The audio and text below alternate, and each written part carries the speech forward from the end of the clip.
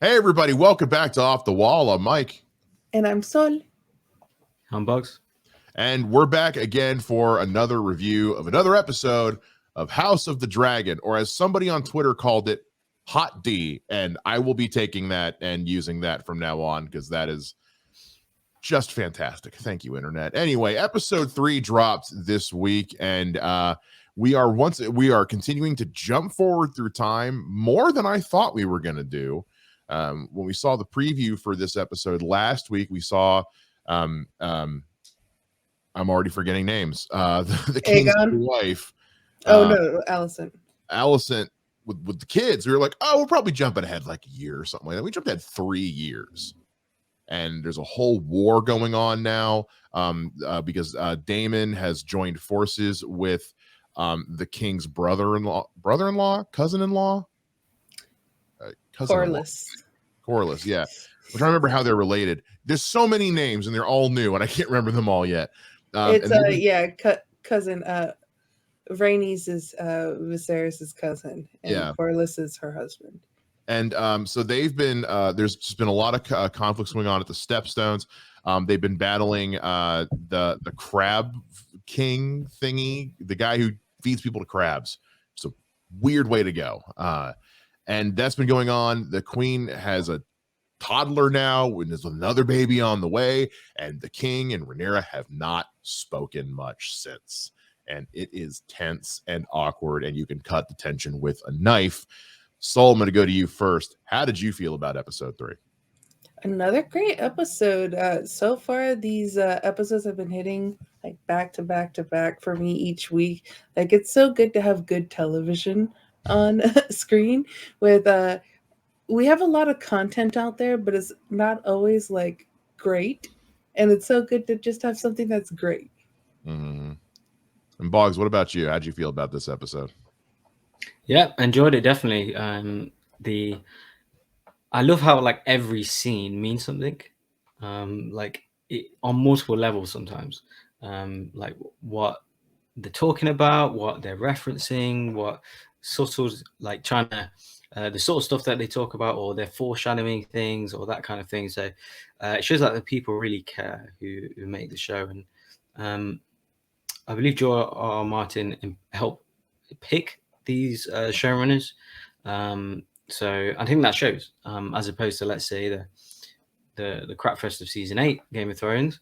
This is completely different. Like, I'm genuinely invested in the king, and every single situation or decision he makes, he seems worse off, or he's clearly getting older, and obviously his ill health that they're not really talking about, but you kind of see if you read into it, and just all the troubles he's going through.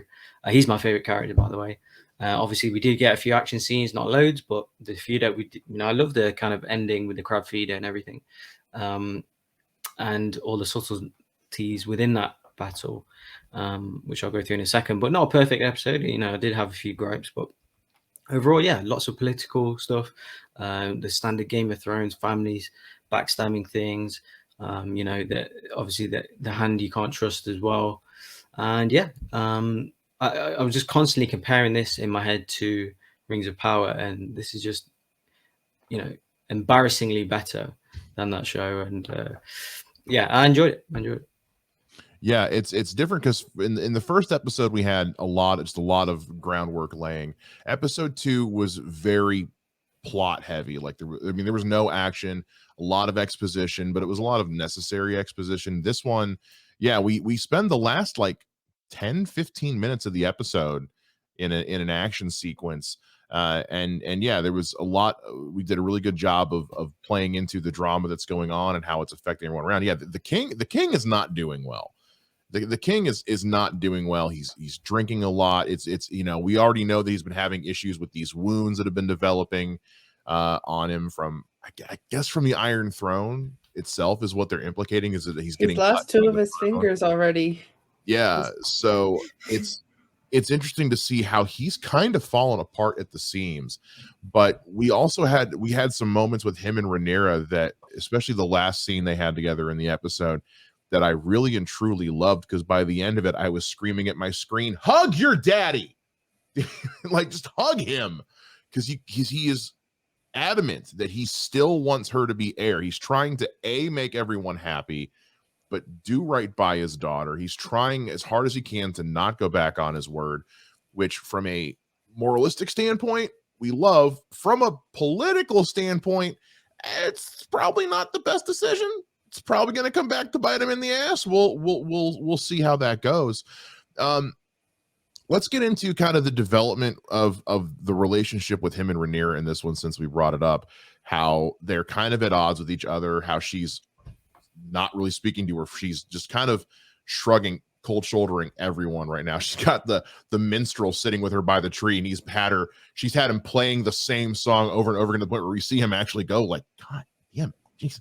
So when the queen comes out and says leave, he's like, okay, thank you, and runs away.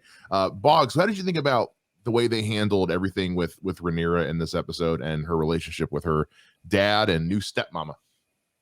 Yeah, at first I was a little concerned about how annoyed she is all the time, you know, with her dad, with the friend, I forgot her name, sorry.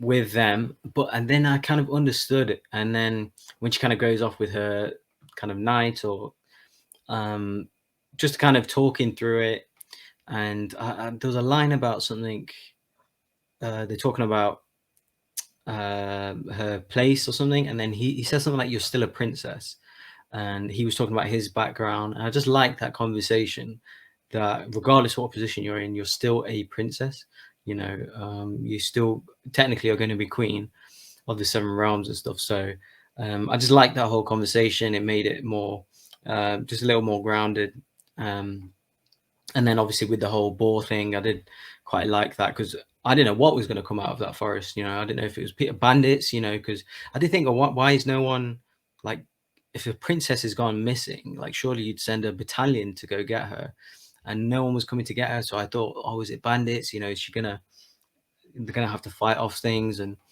obviously that boar came, and it was kind of cool. You know, she kind of killed it. I think, you know, did lie on top of her. I think she would have maybe died, but she didn't. She killed it in the end. But yeah, no, overall, I kind of like the coldness that between her and the queen as well, because obviously of being friends, being the same age, and then obviously what developed there. So, and you know, she has her stepbrother now. So yeah, it's all creepy and it's all weird. And obviously, you know, all the people that are pitching for her hand as well. Mm-hmm. And she's going through all that, and obviously her dad.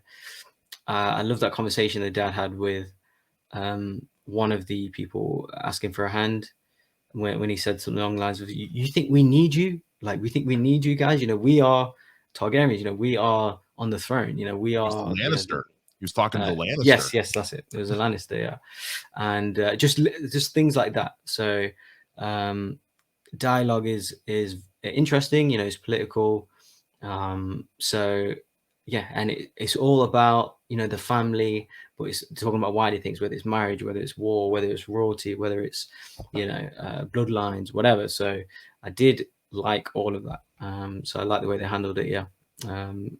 It was slow, so it was obviously, you know, a lot of exposition. So if you didn't love this episode, I kind of understand, but in terms of the Game of Thrones style or template, I did get it. It wasn't, like I said, the most thrilling episode, but I did enjoy it because of all the typical dialogue, and you can tell the writers, the showrunners, really care about this stuff, and the way that all links and makes you kind of relate and understandable.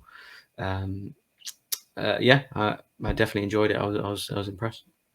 Yeah, I like the part when he's just trying to make all this, when they're at the party, he's like, I didn't come here to just politicize. I came here to celebrate my son's. Just wants to drink. Yeah, just wants to drink to celebrate. I can't. He's like, I can't turn my back without somebody crawling up my ass and asking about marrying my daughter off, and to the point where the hand even comes up and it's like, why don't you just betroth her to her brother? And he just kind of looks at him like, are you? He's 2. He said he's 2. He's 2. He's really, and even the hand at that point is kind of like, never mind, Okay. and just walks away. Soul, what about you? The way that the king's dynamic with Rhaenyra and Alicent and that whole thing in this episode, how did you feel about all that? Well, we saw a little bit of a power play there in the Godswood where she's like, I'm princess. Did I tell you to leave? Did I tell you to stop playing? And then she goes, I'm queen. So technically by that, you have to listen to the queen. I was paying very close attention to what color the queen's dress is. She was in red right now. When the queen wears a green dress, shit's going to start happening. Is that a book thing, I'm assuming? Yes, that's a book thing. But between the father, very much, he's a good father, and he's good to be a peacetime king. But he's technically like, and you can see too, like you were completely correct, yeah, with the he's getting scars and marks from the throne. Like they say, like that happens, you're not fit to be a king of the 7 realms, and we already saw like he has 2 fingers missing in that conversation with Alicent, and he wants to do what's best for everyone when really he should be the king. And so like even like later too with like stuff with his brother, like doesn't matter. Like you're the king, make the decision yourself. It doesn't matter what other people think. And that's what he's been toying with, especially with his daughter. He cares, where is Rhaenyra? Where is she? Why is she talking to me? Why is she doing that? And therefore he's not being a king. He's not making the decisions that he needs to with the stepstones or with other things. Probably for the past 3 years he hasn't paid attention to his kingly duties because he's worried with his daughter. And you can kind of see that in like they're trying to give him information. He's like, I don't care. Where's Rhaenyra? And at the end too, you see the conversation between the two of them, and like as a book reader, it kind of like breaks your heart. I won't spoil stuff, but we kind of know a little bit because this is a prequel. And like he really truly means it when he says, you are not being replaced, you are my heir. And that is his plan.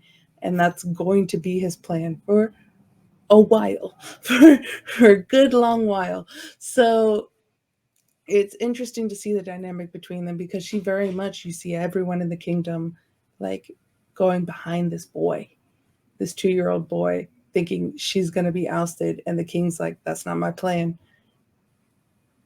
And we got some glimpses of just how sinister the Lannister line really is, that lineage, when he says to her, oh, I mean, do you think they did a party like this for your second name day? But I loved her response. She's like, I don't know, and he's not going to remember. Who cares? It's not a big deal. We're seeing little glimpses of Jaime and Tywin and Tyrion and Cersei in Jason. It's an odd, my brother's name Jason. I was like, that's a weird name for a Game of Thrones character, but we've also had Ned and Rob. You got some regular names in there. It's really the Targaryens that have weird names. And so we got Ned and Rob and Jason and Rhaenyra. But I appreciated the development. Like we're seeing a lot of character growth from the king and from Rhaenyra.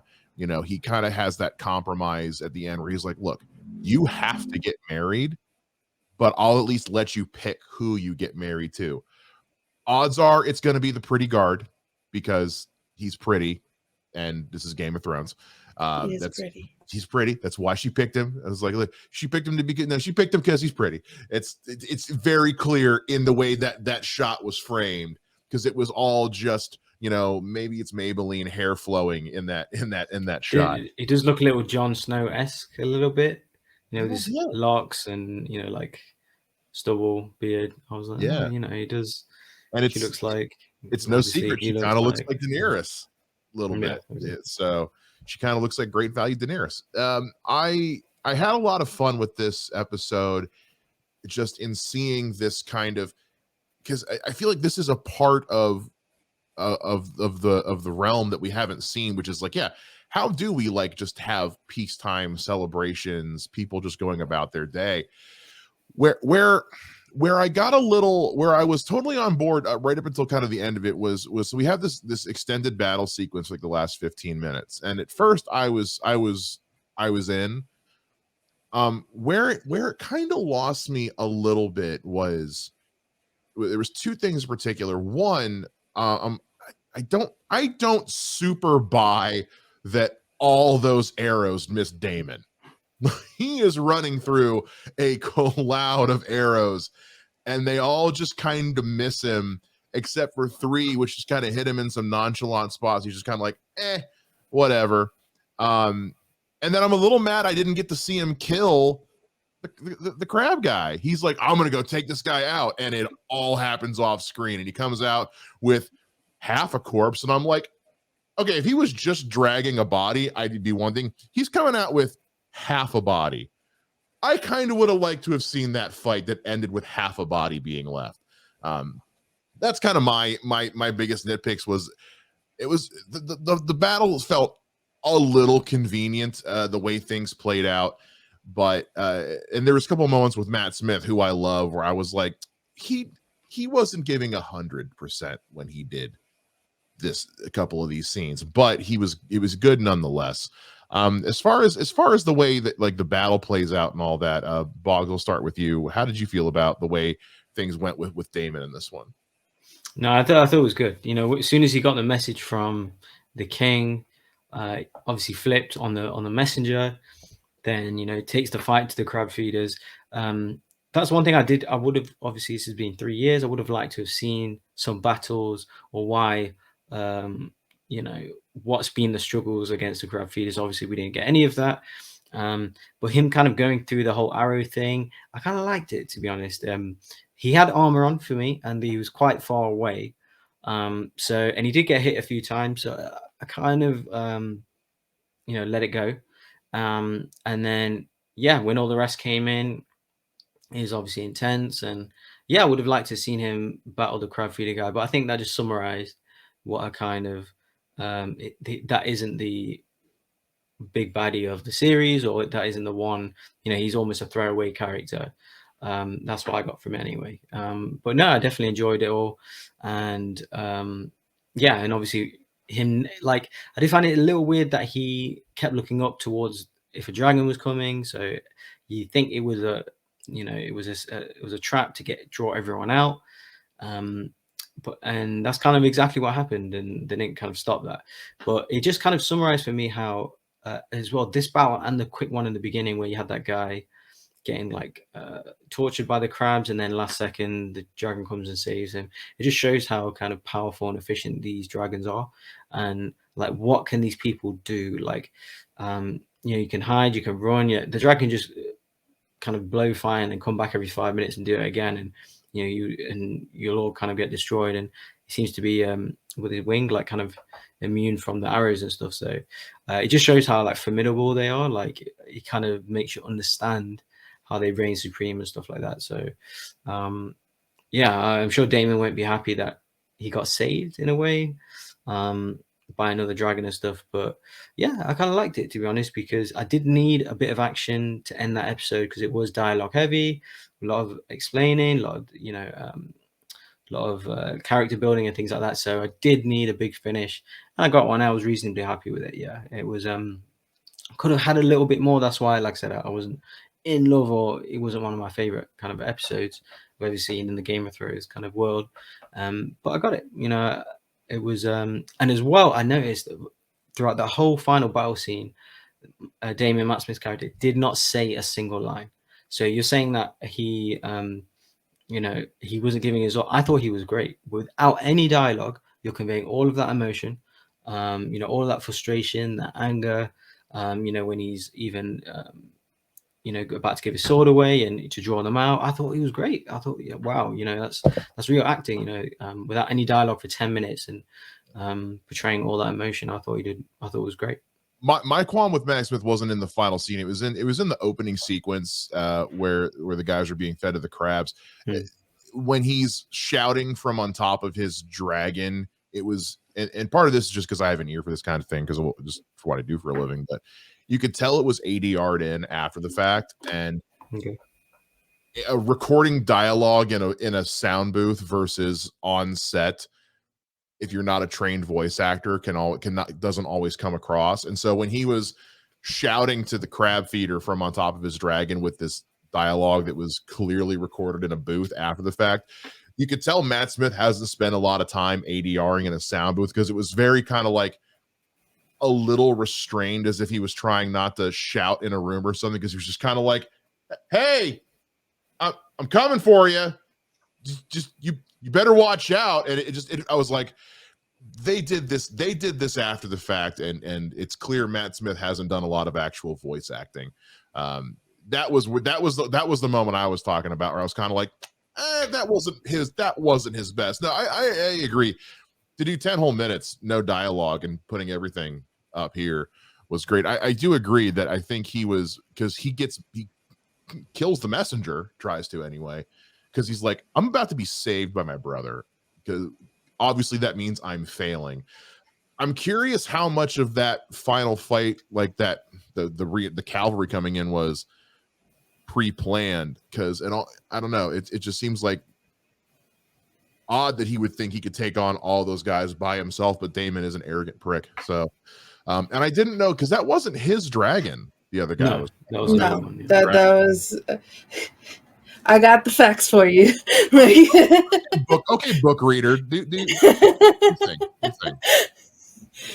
so that was planned. If you're watching in the episode, you see how they were like, we need someone to draw them out because the dragons aren't working. So it's not just one dragon. You have Matt Smith's character's dragon, Damon's dragon, and then you also have Leonor, I believe is his name, which is the one that they were saying, hey, because you slighted Corlys, maybe you should have your daughter marry this Valeris, so that way you can bring the houses back together, kind of thing. So Leonor has his own dragon because he is the son of a Targaryen. So the Targaryens are dragon riders, where the Valyrians, I believe, like their names is so close to Valeria, are sea people. So they have boats and stuff. So like he has, and when you combine those two families together, you have the sea and the sky. So you have multiple dragons there. They were planning too on that table, saying we need someone to draw these people out, because they've been hiding in their caves when we're fighting with the dragons, and we can't get the fire through the caves, kind of thing. So these people are surviving. We're going out. The dragons are getting hit. We're getting hit. We're not winning this war. They're hiding in the cave. So they needed someone to draw them out. So they were even talking there at the table. We need someone to draw these people out of the caves. Oh, who's going to go to their death? It was like, oh, it's good. Damon would do it. And then that's when like Damon gets off his dragon and is coming forward and gets the note, kind of thing. So that battle was completely pre-planned to bring out the people out of the caves and then have the dragon swoop in and set them on fire and win. I think the reason I missed some of that is because at the same time they were talking, there was literally a dragon flying on screen, and it's like dialogue, ooh, dragon. And I kind of stopped paying attention because dragon. But going into just the part of the fight, my thoughts on that is, I was watching it, and at first I'm like, I'm suspending my disbelief. And then like I literally immediately thought, I was like, I wonder if Bogz and Mike would have a problem with the arrows. Like I was like, because I was like, they've been having problems with like people fighting and like out of nowhere and like winning battles. I think you guys were talking about it in the Rings of Power, which I still haven't seen the first 2 episodes, about her fight. And I was like, they're probably going to have an issue with this. So literally now I watch things with like your guys' thoughts in my head. So screw you guys on that, because I was enjoying the battle scene at first. Ruining every soul. That's our job. That's why and then in the books, the crab feeder gets his head chopped off. So it was very interesting to see that it was like half of his body was chopped off, kind of thing. Guts and all. Guts and all. It would have, I was like, oh, we're not going to see that. And I was like, I think I'm kind of glad we didn't see that. That was probably real brutal and disgusting. But Game of Thrones. Right. Reason I'm here. But there is something too to say about like, he's dodging the arrows. Okay, maybe you can say he's being lucky. But then when he gets like arrow here in his shoulder, one in his stomach, and then one on his like heel, and then he just gets up and then goes and kills. I'm just like, dude, you are in pain. You are in pain right now. This is not believable. And then I was like, I wouldn't be thinking this at all if it wasn't for Mike and Bogz and the way they analyze stuff. So screw you guys. Not our fault we pay attention to things. I'm just saying. Just saying. I just like cool action things. If the action is cool. happening in front of me, I didn't hate it. It was just kind of having me kind of going like, really? All right. I mean, it's a show with dragons. I've seen weirder things, I guess. All right, it's fine. Okay, yeah, but I just noticed it. The one other thing I wanted to talk about with this is just the overall kind of political intrigue and all that we've got with this episode, because there's a lot of it. Everyone wants the king to disregard Rhaenyra as the heir and say, no, I have a son now. He's going to be the heir. And I haven't read the books, so don't say anything, Soul, but I have a sneaking suspicion that when we see his next child, that one's also going to be a male. And then we're going to have some big whole thing with Rhaenyra. Like, okay, I've got two brothers to compete with now. Everyone's going to want me out of the chair. How do you feel, Bogz, since you haven't read the books like the other person sitting here? How do you feel about the way they're handling kind of the power political struggle with this show? Yeah, they were probably my favorite parts of the episode. Having the king, trying to put yourself in his situation, like dealing with all these different people. On top of that, there was kind of shots of his wife like looking concerned the whole time, so she sees him upset and stuff.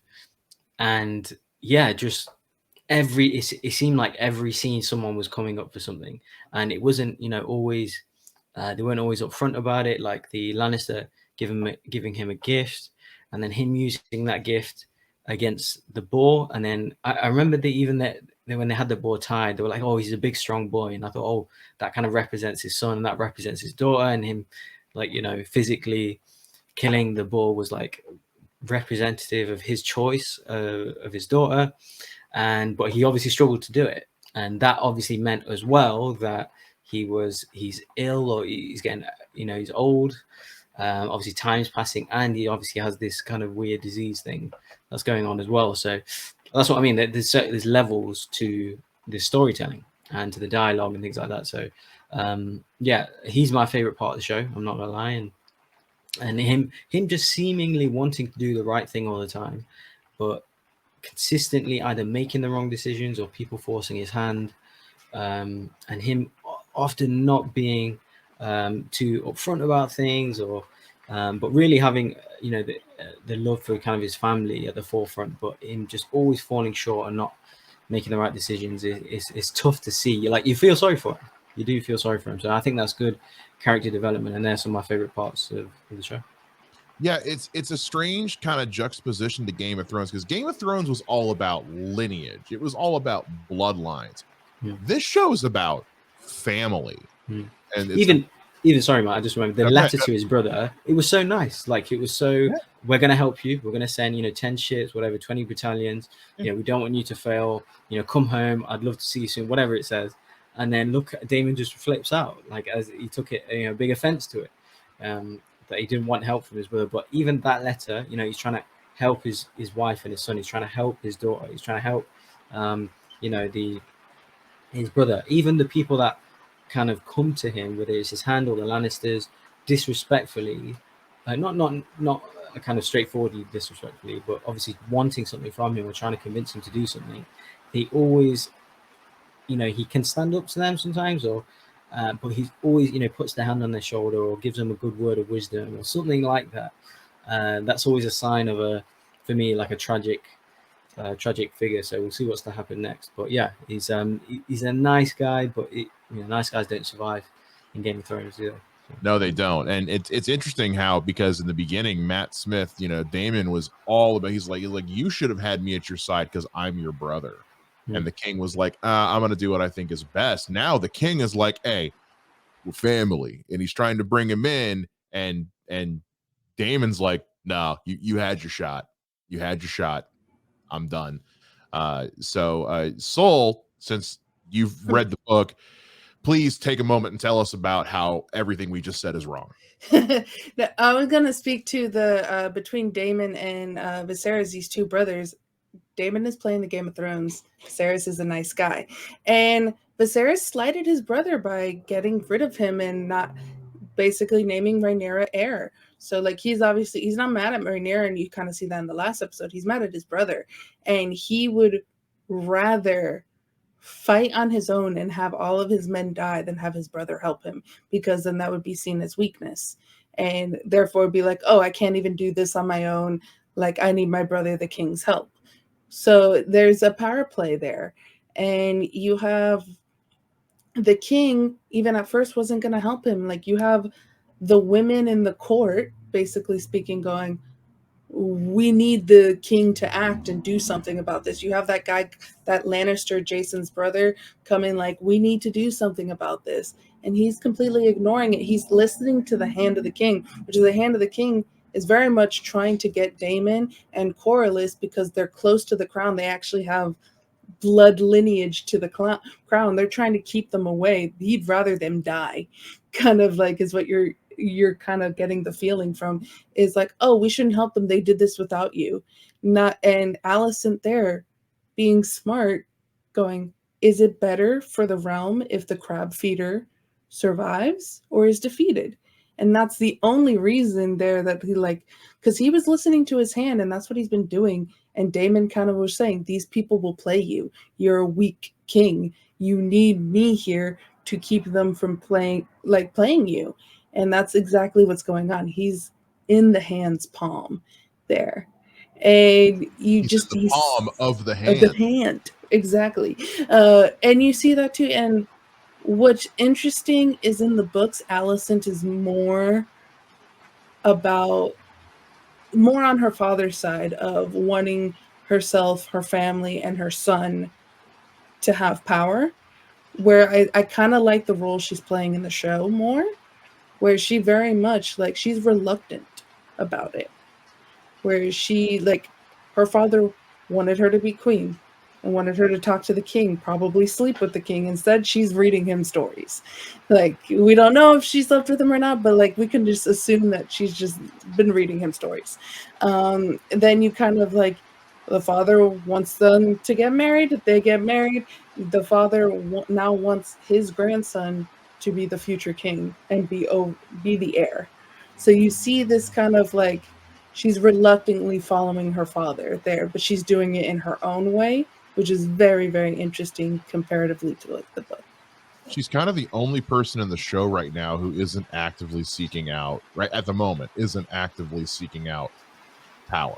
She's just trying to be, she's looking out for the best interests of her family, not so much their status. Like, she's looking out for her family in terms of her husband and her children and her, and her stepdaughter / best friend, as opposed to everyone else who's looking out for like, how can I put my family in a position of power? That's why when she comes to him at that night after her father's like, you should go do your thing and make sure he makes your son the heir, she goes and was just kind of like, what's going to make this all go away? Like, what do you need to do to make all of this go away? And because he is nursing the mother of all hangovers, which the look on his face, I was just like, yeah, been there, man. Been there. It's not fun. And trying to jumble all the things he has to with that, battling his own, which I'm guessing what's happening is sepsis is sitting in, based on the wounds and stuff like that, because I mentioned infection a couple of times. And she's just there to just say, like, look, what do you got to do to bring all this to an end and just have some end? Now, again, who knows what kind of time jump we're going to have next episode? Maybe in the however much time has passed by then, she's kind of like, you know what? I'd like some power. I think I'd like some power. And just for remembering too about like just Rhaenyra and Sir Cole, he's their personal like knight, pretty much kind of thing. And so you kind of see the relationship that they've like built together these past 3 years of him being part of the Kingsguard. And and I think the reason why they didn't go all after her is because she has her knight with her. Like he immediately is following, and everyone sees that. And I think too because people don't care about her because there's Aegon. Yeah. So I'm sure they didn't even tell the king at all. And you too see like they're going after this white stag. That's what they're wanting to kill because that symbolizes power and kind of symbolizes royalty. And they don't actually get the white stag. It's a brown stag that he's killing there. And I kind of like, you kind of see where everyone's thinking, oh, it's a white stag. Maybe I should have chosen Aegon. This is a symbol because the king very much like follows dreams and symbols. Like their family, the reason why they're in Westeros is because someone in their family had a dreams going, Valeria is going to go up in flames and everyone's going to die. So we need to get the hell out of Dodge. So seeing as a brown stag, he was like kind of like, oh, maybe I did choose correctly. And it's my like with my daughter is the symbol kind of I got, and the fact too that the white stag showed up to her. Then you kind of see like, oh, she is the choice. She's the chosen one here. And the boar that just for pun completely, and she went ham on that boar. Like like all of her anger and frustration about being replaced, and she's like, I'm gonna continuously stab this boar again and again and again and again and get all of her frustration out. Kind of think she needed that. You will be bacon. So all in all, I think it was a strong episode. I think they are continuing to, there's just a lot of things to juggle, and we're trying to cover a long period of time in 10 episodes, and they're being smart about what they need to focus on. We don't need to have kind of, we talked about this before, but with Game of Thrones, where sometimes it would take 2 to 3 episodes to cover one day, whereas with this, they're just kind of like, now here's the important stuff. We've been at war 3 years, nothing of any real consequence happened then. Here's where the important stuff is happening. I think they're handling that really well. And once again, I am super on board for next week's episode. Let's kind of get some final thoughts here. We'll start with Bogz. Just any final thoughts you want to say about this week's episode? Yeah, overall, I liked it.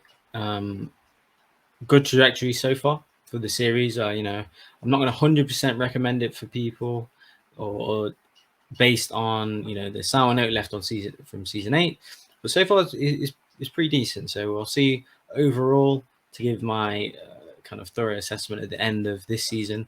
But yeah, just shout out to Paddy Considine. Some of his acting on a couple of scenes, like man, like when he's with his queen with by the fire, and there was another scene when he was with his daughter, and he's like, there was one time.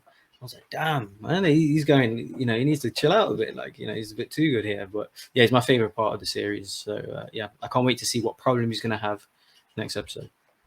Yeah, big fan of the king. Big fan of Paddy Considine in this series so far. So what about you? Any final thoughts? Right now, I love this show. I would highly recommend it to people. And it feels like Game of Thrones is back. The political intrigue and kind of like, it really does feel like watching, because like a lot of like fantasy books that I read have a lot of political intrigue and stuff like that. And sometimes there are slow builds, but I kind of like that slow build and seeing the machinations between people. So that's something I liked about Game of Thrones and something I'm liking a lot about this show. And then also as a side note, Sir Criston Cole, so attractive.